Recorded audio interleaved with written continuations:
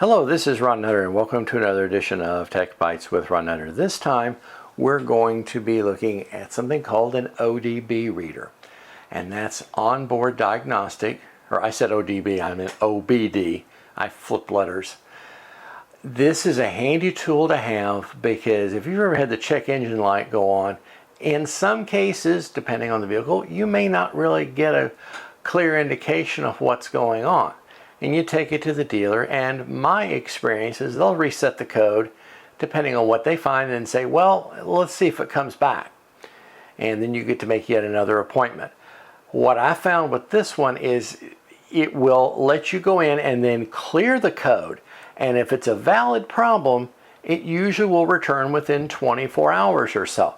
And I've had that exact case because one time I had the check engine light go on and I plugged in the ODB reader and it said misfire in cylinder 3. Now I know what a misfire is, and I wasn't feeling the engine running rough at all. Took it to the dealer, and they said, well, we'll clear the code and then we'll see what happens. I said, I've already cleared the code. I said, so there's a problem there because it came back in about 12 hours. They said, okay, well, that was good information. And well, next thing I knew, in 45 minutes later, I was leaving my truck for about a week so they could rebuild the engine, and it was under warranty.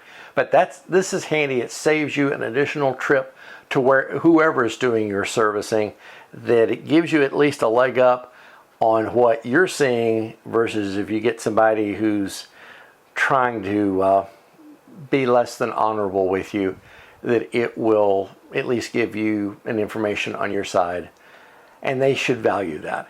So take a look at this one. It's something that everybody should have in their vehicles, especially if you have problems in the middle of nowhere. You need to know kind of, is it safe to drive it, or do I need to stop and call for a wrecker? So take a look at this one and think about adding one to your vehicle today.